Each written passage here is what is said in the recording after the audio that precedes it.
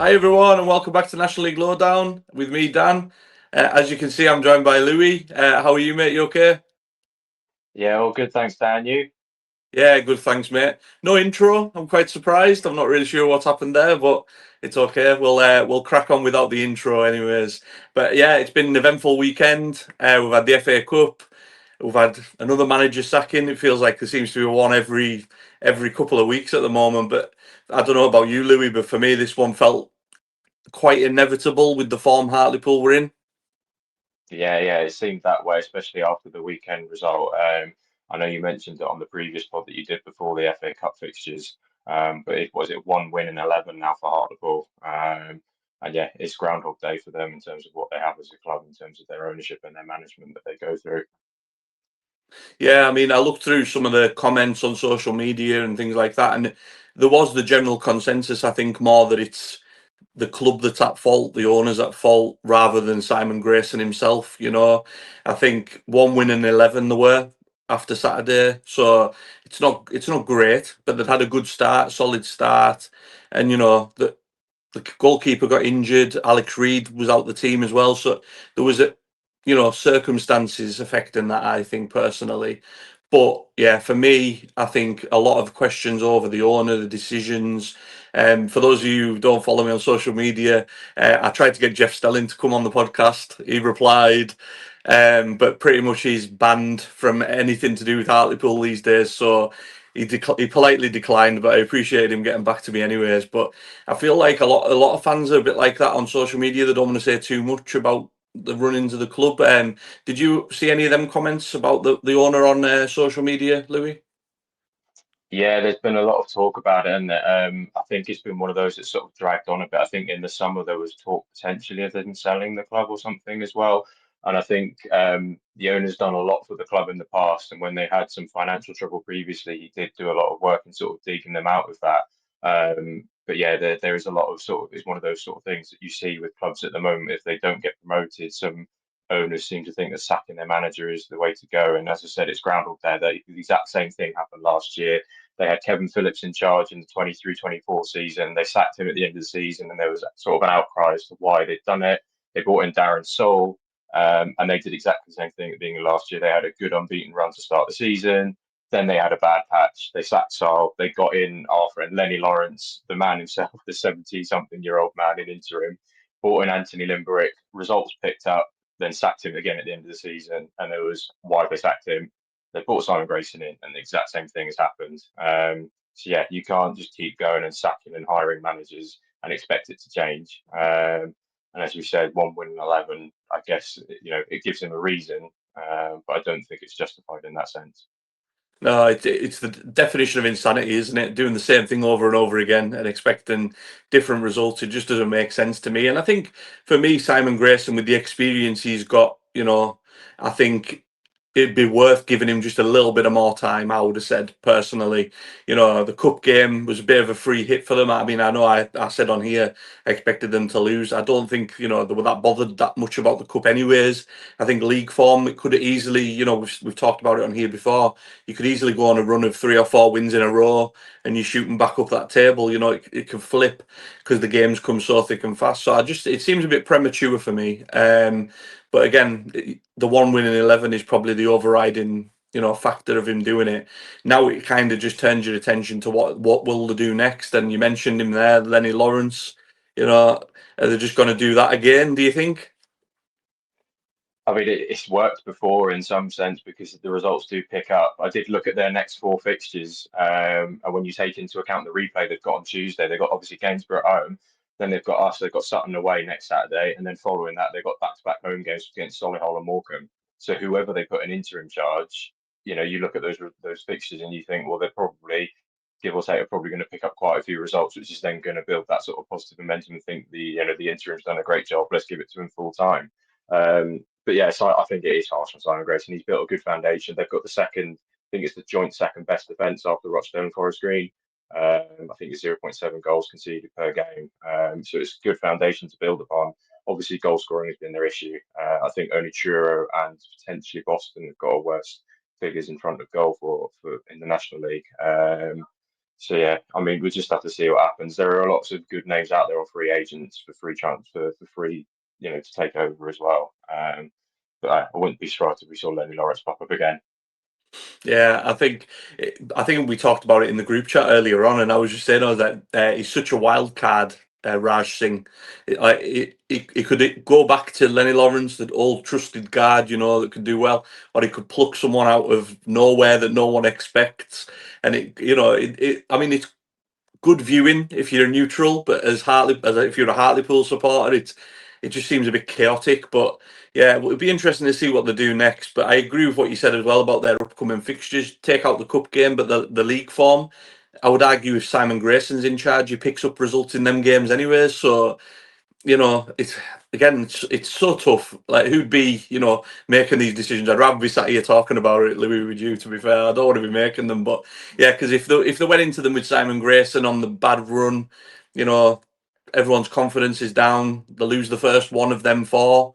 They could easily go through them games and not win as well. So I can kind of see it as well, but like I say, for Hartlepool as supporters, they probably are just thinking Groundhog Day again. And that was the general consensus I got when I looked through the comments. There was a guy who'd posted something in the summer about it was, I think he quote tweeted it saying he'd done it. He's like, right, we'll start well, we'll be in the playoffs, we'll do this, and then we'll drop off. And then by October, the manager will be sacked. Lenny Lawrence was his next one to tick off. So again, if they can set the watch by it, I mean, again, it's entertainment for neutrals, but if you're a Hartlepool supporter, it must absolutely frustrate the life out of you. And like you say, mate, as well, obviously playing you guys next weekend, so probably just the wrong time for you guys. Oh no, I know. I said it in the chat earlier. It's literally we obviously have our new manager in place, and you just think just give us a bit of like an idea of what we might expect in a game, but we won't have a clue what to expect in that game now with no manager in charge. They appoint a new manager before them. You don't know what style he's going to play. You don't know what players he's going to play.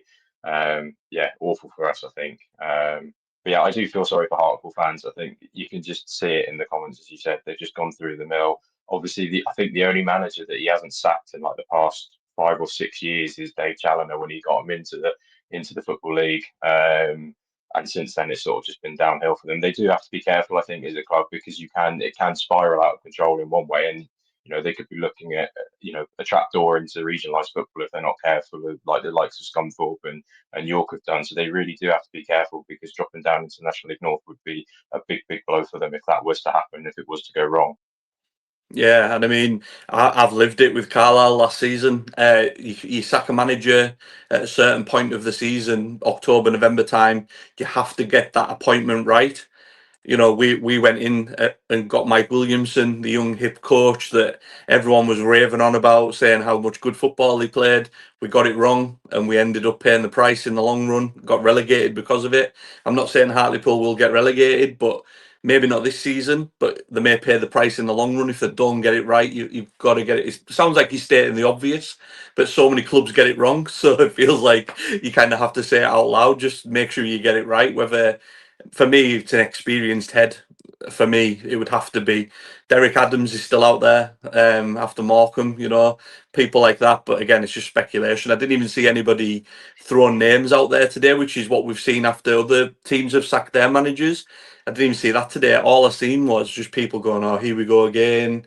Oh, here we go again. Is this on your bingo card this season?" All that kind of stuff, and just felt like, yeah, I felt a bit sorry for them, to be honest. That, like you say, they've just been there through it all, and they're going through it all again. So hopefully they get it right, anyways, and hopefully it could be a swift one as well. But we'll move on, anyways. But yeah, like I say, Hartlepool parting ways with Simon Grayson. Let's see who they're bringing next. But with Raj Singh being a wild card, it could be anybody. It could literally be anybody. So we'll wait and see. And then, so what we're going to do is we're going to review some of the FA Cup results. We're going to do the standouts. So obviously, the previous pod was we were previewing, kind of giving what we thought was going to be a shock, what was not going to be a shock. So we're going to review 3 games each, me and Louis. Then we're going to go through the replays, do shock or no shock on the replays, and touch on the Worthing Forest Green game as well. So I'll start because it makes sense. Gainsborough 1, Hartlepool 1. The only thing I would say in this was I was absolutely adamant that Gainsborough were winning this. and they were for a long time. To be fair, I've seen there that Lewis Buttroyd, I hope I've pronounced that right, gave them a lead, and they were in the lead for a long time from the first half. And then I think it was at 83rd minute, Nathan Ferguson got the equaliser and to take it to the replay. And then, to be fair, you've got to fancy Hartlepool at home. So on the, given the form Hartlepool were in, the pressure the manager was under, I would argue this draw wasn't a bad result for them, really. Gainsborough were probably the better side for the most part. They had a couple more chances. I did watch some of the highlights on YouTube, but it was a guy vlogging in the crowd, so there was a few questionable camera angles, things like that. But he done a grand job, and it was how I got to see the goals and the bits of the game. But yeah, Hartlepool looked like they struggled, especially in the first half. And like any team, when they go to a lower league opposition in a cup tie, you're going to be under the cosh early on because they're going to be up for it. It's their big game, And yeah, for me, Hartlepool getting that point late on showed that there was still fight there. They were still fighting for the manager, which again makes me wonder why they have parted ways with him today. Why not wait, give him the next week or so, see what happens there. But again, we'll go around in circles on that. But yeah, massive result for Hartlepool, I think, just to get them back to the home tie, beat them at home, probably. But again, Gainsborough won't be deterred either. Like I say, they were comfortably the better side for a while, and they won't be too scared to go to Hartlepool midweek and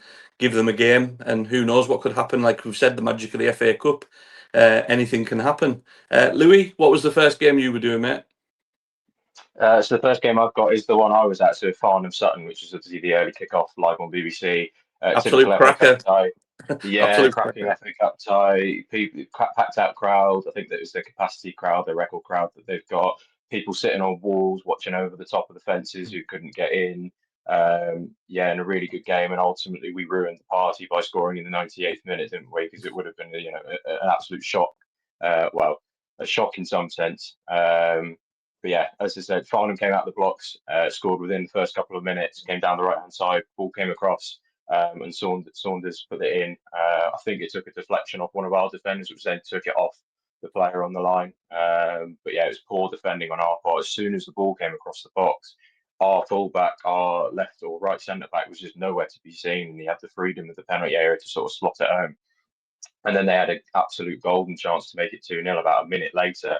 There's a quick free kick over the top, and it was a good save by Isaiah in goal for us. And I think that woke us up a bit because about 3 minutes later we went up the other end and equalised from the corner.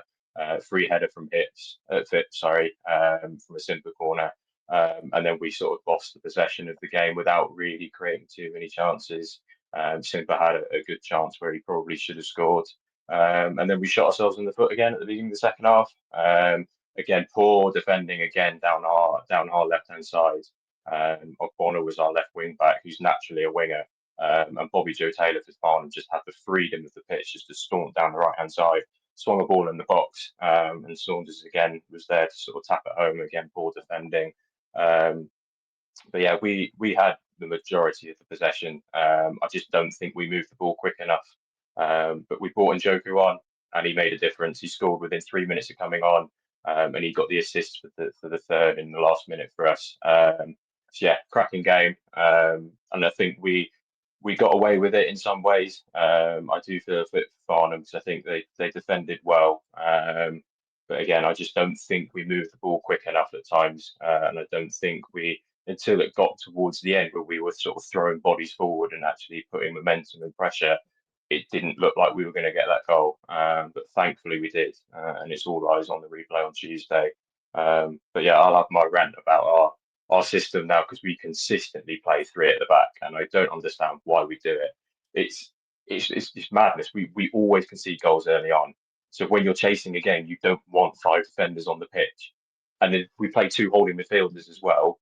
And the defenders want to come out and play the ball out or walk out with the ball. And then you've got two holding midfielders going deep and you end up, clocking the middle of the park.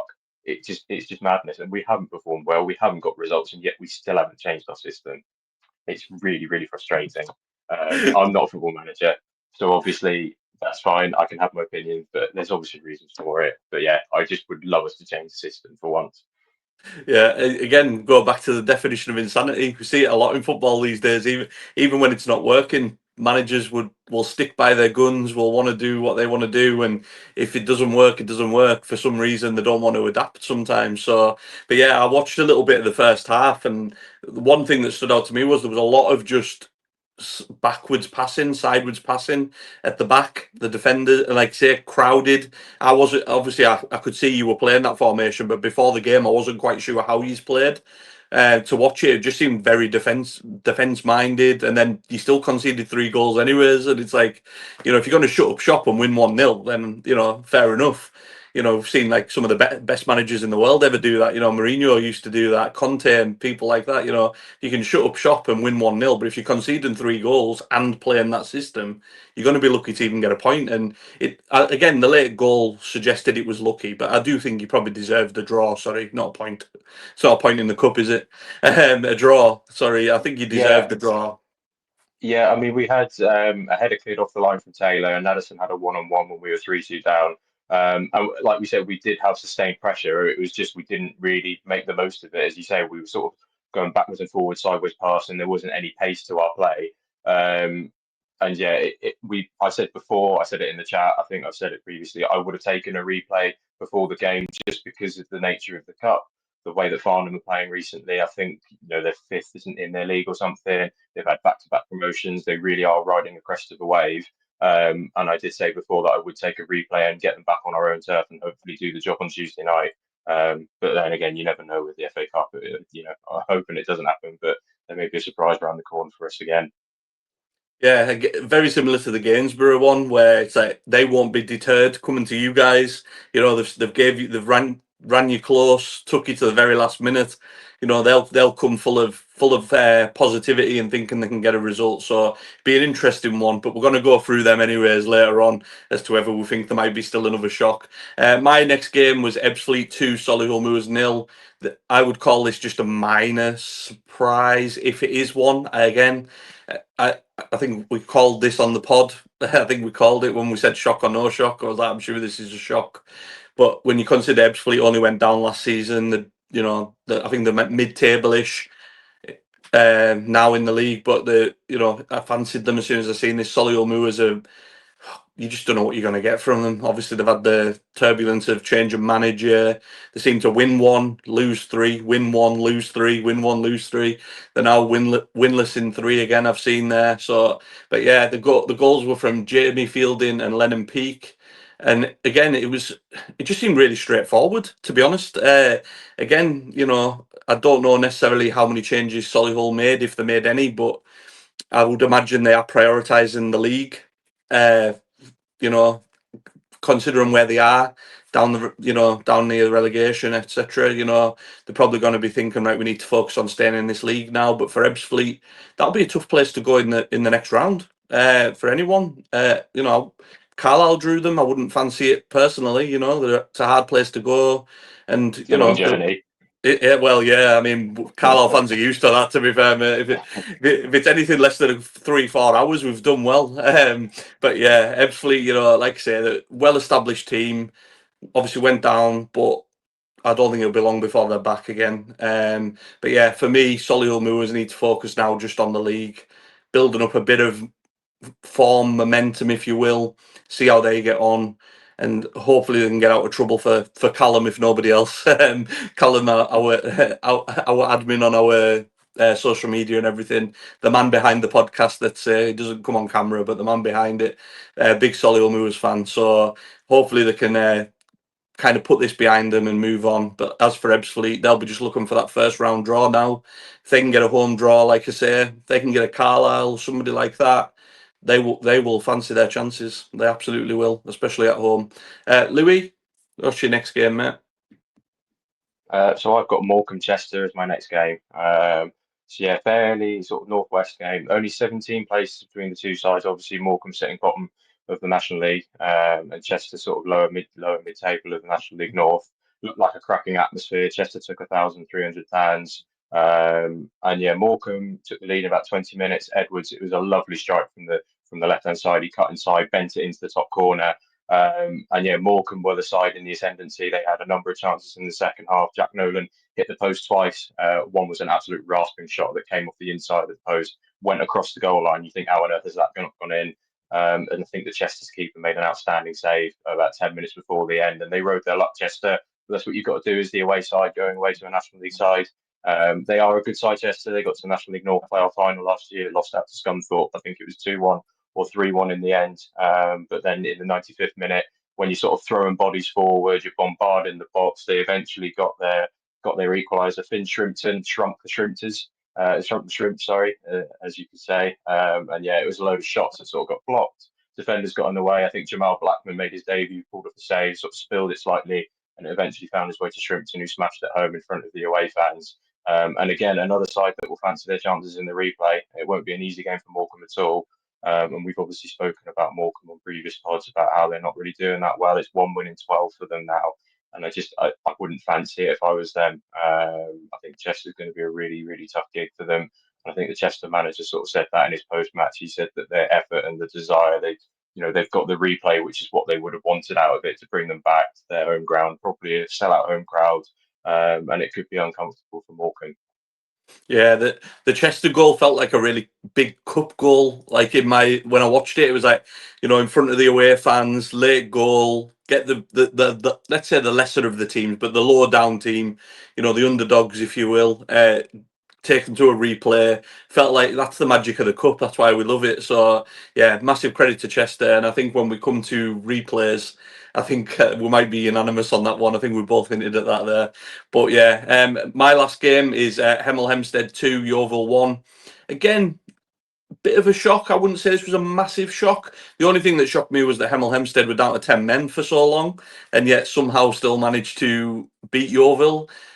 Yeovil, funny team. They've got the new manager, obviously changed manager again, but then they seem to, I think they went on a three win streak, won 3 in a row, climbed up the table a bit, but then they've kind of stopped again, and I think they've lost a few now, and they just seem to be a bit of a mixed bag at the moment. But as for Hemel Hempstead, they lost Isaiah Noel Williams after 25 minutes, and still, were creating chances. Montel McKenzie opened the scoring 5 minutes before half time, and to be honest, it was a deserved lead. Like I say, Yeovil had a bit of the ball and things like that, but again, it was just very similar to with Solihull Moors, where they were going away to a lower league team, and they just didn't really impose themselves on the game. It seemed like we mentioned about Sutton as well, where it's passing around at the back really slow, and it plays it. In my opinion, it plays into the lesser team's hands, because they're going to play for set pieces and get the atmosphere up and get the crowd up and things like that. You want to keep the ball. You want to do something with the ball to silence the crowd, whereas these just kind of played into their hands a little bit.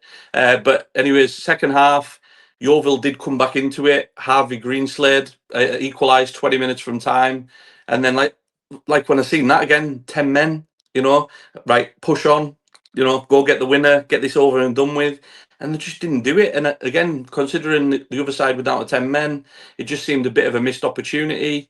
And then 3 minutes from time, Finlay Wilkinson got the winner. And again, I would argue they deserved it. Maybe not necessarily because they had a lot of the ball or anything like that, but just they had the better chances, the more clear-cut chances. They took the chances. And when these low league sides are doing that, in my opinion, they deserve to win. You can have as much of the ball as you like. If you're not going to impose yourself, especially against 10 men, you deserve to get beat. Sorry, Yeovil fans. Sorry, Ethan. But you deserve to lose these games. And like I say, for Yeovil now, similar with Solihull Moors, it'll be about trying to just find some form under a new manager, get themselves back on track. They've got a good team. They've got I think they've got a well-made team. It's solid all over the pitch. I think they can do okay. I think the damage is kind of done in terms of climbing high up, but there's no reason they can't finish mid-table, and make a good fist of it second half of the season.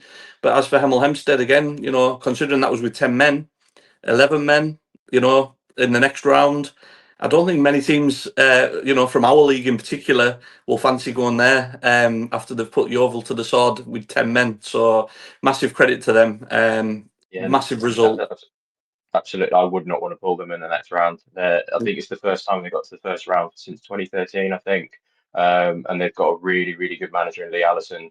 he did really well at Hendon. I remember from previously, and they've started their season really well. I think they're in the playoffs, but they've played the likes of Torquay, Dorking, Dagenham, Ebbsfleet, so they've played a lot of the full-time tough sides in their league, and they've come through it, and they're sitting pretty in the playoffs. So yeah, really wouldn't want to draw them in the next round. And as you say, you'd have thought, given that they went down to 10 men, that Yeovil would have the game wrapped up, but then there's probably a degree of arrogance in that and thinking that you can go there and just sort of sweep them aside.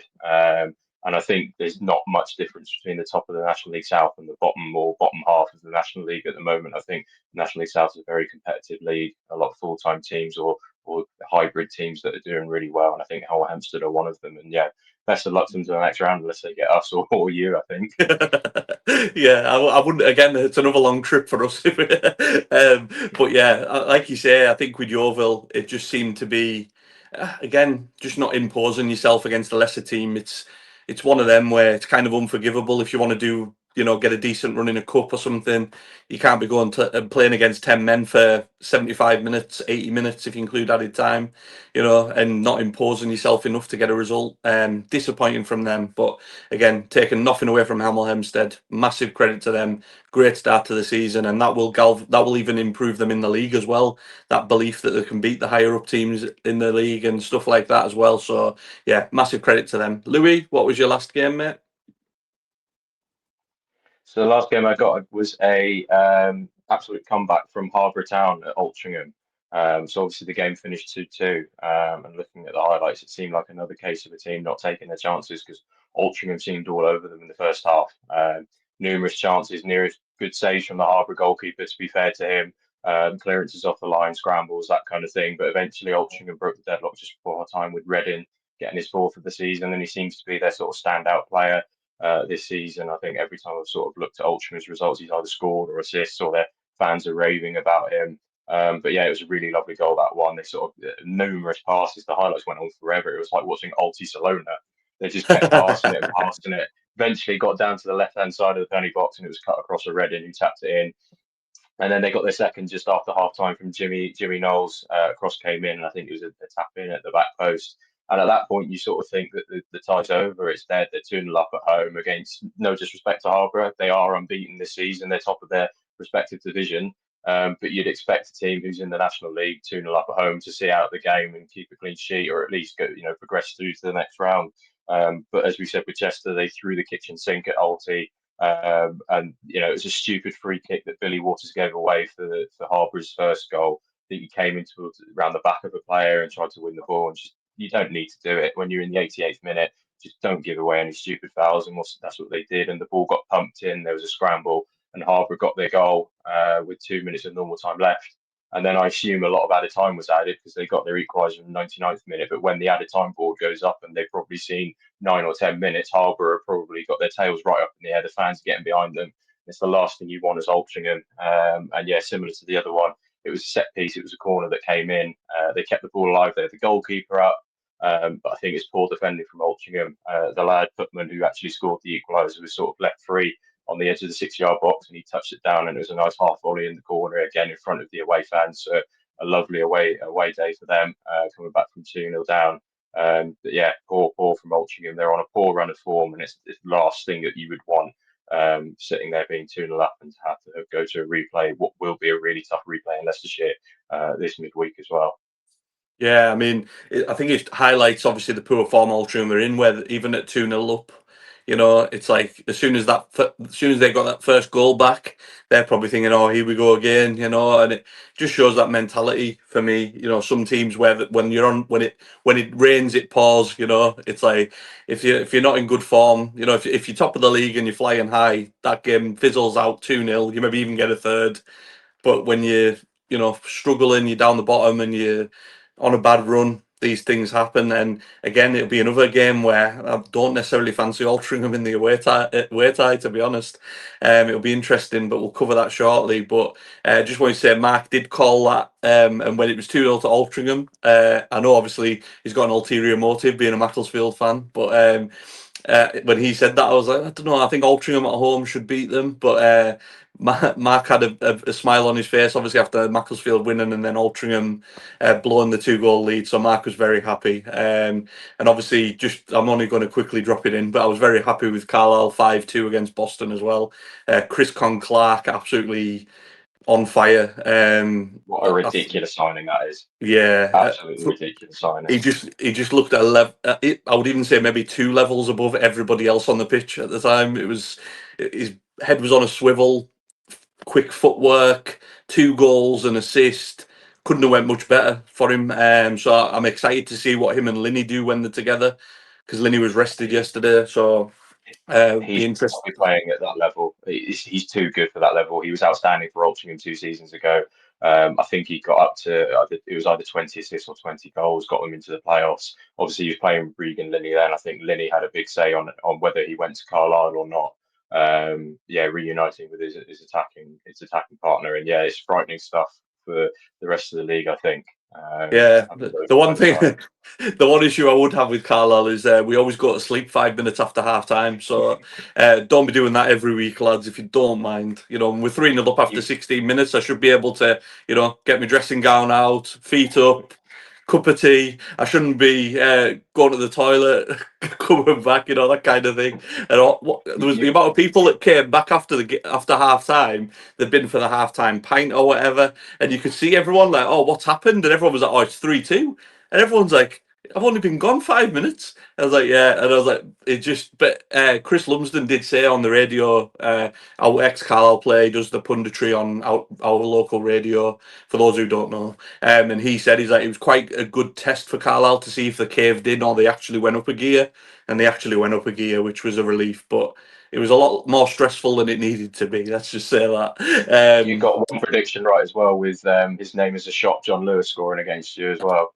It always does, mate. Always. It was nailed on, absolutely nailed on. Even when his team doesn't win, like Saturday, but also other games over the years.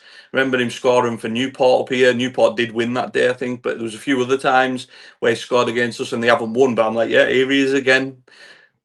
You can't get rid of him. But yeah, at least he's got an iconic name to make up for it, so it's fine. But yeah, so we're going to go over obviously the replays now. Whether we think it's going to be a shock or no shock. We'll start with, so it'll obviously be on the back of the draw. So we'll go Sutton versus Farnham. Obviously, I think I know where you'll go with this, Louis. Oh God, it's hard to find confidence at the moment. You think we would beat them, but they are a really good side, and they did have a game plan matched out on Saturday. I have a hunch it will go to extra time, but I think we'll beat them in extra time. I think our full-time status will make an account. So I think they only train once a week, I heard. I think the manager only makes them train once a week, so I think that could be a bit of a blow for them. But I think we'll just about come through it in extra time. Yeah, I mean, I was kind of thinking something along them lines, but because you've gone for that, I'll just go for a 1-0 Sutton win. Scrappy, again, could be anywhere they go. Brave. Yeah, anywhere it goes in, or whether it's off someone's backside or whatever. Maybe just scrape a 1-0, but I think it'll be tight. And again, like I say, they'll be going full of confidence, Farnham. So it'll be a tough game. I don't think it'll be straightforward by any means. Next, we've got Truro against AFC Tottenham. I'll go for this one. Truro, to be honest, I had them down to lose here in the first game, so I think Truro might beat them in the replay, but it might be close again. But I'll go probably 2-1 Truro, so no shock in this one for me. No, I'm the same as you. I think they were very lucky to get through. I think Tottenham missed a penalty in the 90th minute or something. So Truro can count the stars, and I think that they'll be lucky and get through. I think they will win. Take them down to Cornwall on a Tuesday night. I think they'll win the game and get through. Yeah, you'd think, like you say, no one wants to be going down to Truro on a Tuesday night. Like, let's be honest. No offense to them, but just not on a Tuesday night. Yeah, I mean, same with Carlisle. No one wants to come up here on a Tuesday night either. It's the same principle. So yeah. So next we've got Harborough against Altrincham. Again, off the back of the draw we've just spoken about. I'm going to go for Altrincham winning, but I'm going to go for it maybe being extra time, and that, like you said, Louis, the full-time status playing a part, fitness levels, things like that. What about you, mate? I think Harborough are going to do it. I think Altrincham are not going to be up for this game at all. And I think Harborough, as I said, they're unbeaten in their league. They're bringing them back to the home patch. They've got history in the FA Cup, obviously, as well. They took Reading to extra time last year in the second round. They drew 3-3 in normal time with them. So they know how to do a cup upset and get a good draw. So I think Harborough will get through. Yeah, again, wouldn't surprise me. These are all just coin flips at the moment. Next, I've got down St Albans against Banbury, which obviously finished 1-1 in the first game. I'm going to, give it to you, Louis, first. What have you got for this one? I think this is going to go the distance. I think both sides are going to be desperate to get into the first round. I think it would probably be the standout replay. It probably might be a 2-2 or 3-3, but I think this one will probably go the distance, go to extra time, and go to penalties, and then it'd be a coin flip as to who goes through in that sense. Yeah, I had the same. I had penalties as well. I was like, there was obviously no splitting them in the first game. I can't see there being much splitting them in the replay either. So yeah, I'll go penalties with you on that as well, mate. Next we've got Hartlepool Gainsborough. Again, we just talked about obviously the manager being let go and things like that. Will Hartlepool, obviously there won't be a new manager by then, you'd think, but will have that kind of bounce, we'll see what happens, but I think they'll have maybe just too much for them, but I think it'll be close again. Maybe Hartlepool, but just 2-1 maybe. Louis? Yeah, I'm thinking the same. I think the new manager or the change of manager is going to be a real difference in this. Gainsborough have done really well recently. I think I've read something that they've only conceded like 2 or 3 goals in the last 8 games or something. So they've done really, really well. But unfortunately, I think they missed their chance, and I think Hartlepool will go through in the replay. Yeah, I agree. But yeah, when I was doing the preview, and I looked at Gainsborough's form and things like that, they're absolutely flying in the Northern Premier League. They're not conceding many. They're scoring a lot. They've scored a lot in the cup run leading up and things. So again, it wouldn't surprise me if they turn Hartlepool over. To be fair, next we've got Chester against Morecambe. Obviously on the back of the game you spoke about. I'll let you go first, mate. What have you got for this one? I think we know. Yeah, I think this could be a tight one, but I do think Chester will nick it. I think Morecambe is still in sort of limbo at the moment, with obviously we've mentioned it on previous pods, not having a full pre-season, having a huge squad turnover, and I just think that it's not what they need at the moment. They don't need an extra game in that sense that can test them, and I think Chester will be bang up for it, and I think Chester will get through on this one. Yeah, I think Chester as well, and I think, to be fair, I think maybe a bit more comfortable than what you think. Maybe like 2-0, something like that.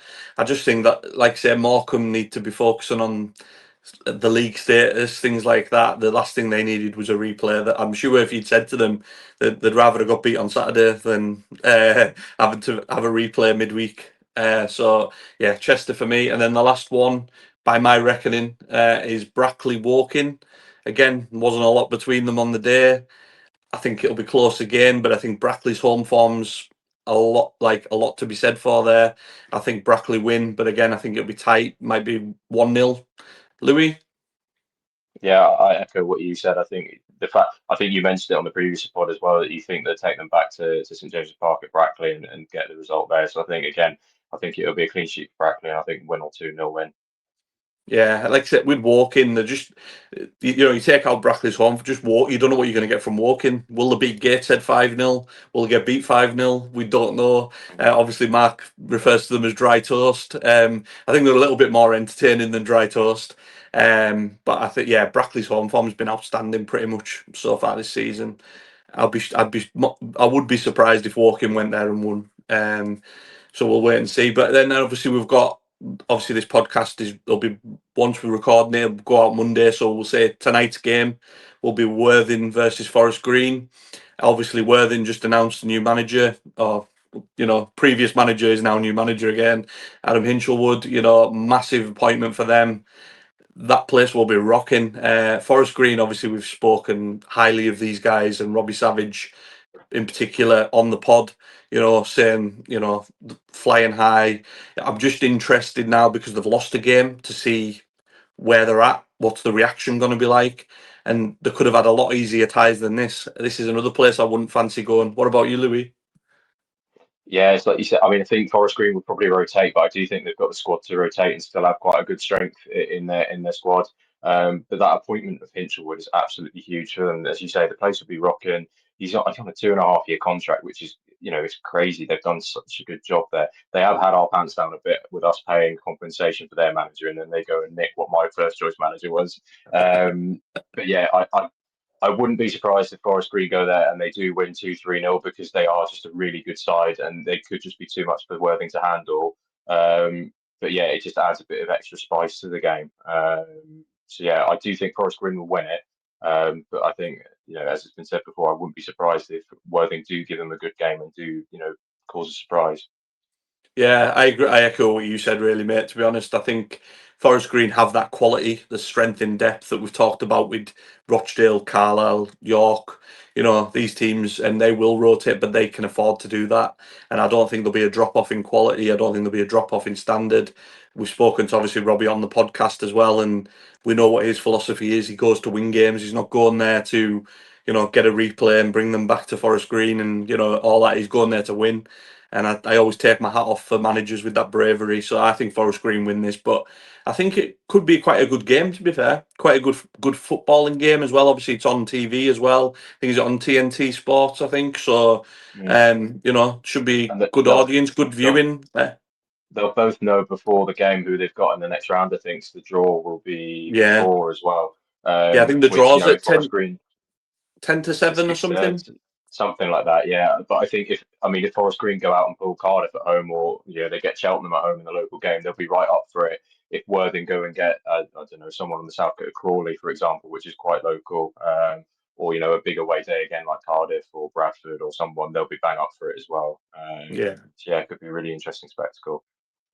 Yeah, and I always like it when it's on TNT or Sky or obviously BBC, ITV, things like that, because it gets fresh eyes on the product as well. So there'll be people that don't normally watch Forest Green, don't normally watch Worthing, don't normally watch National League. They will watch it, hopefully enjoy it, and then it grows the popularity. And like I say, the more eyes on the product, the better for everyone, really. And yeah, so yeah, obviously a lot of games, a lot to talk about, but we've covered it pretty well there, Louis.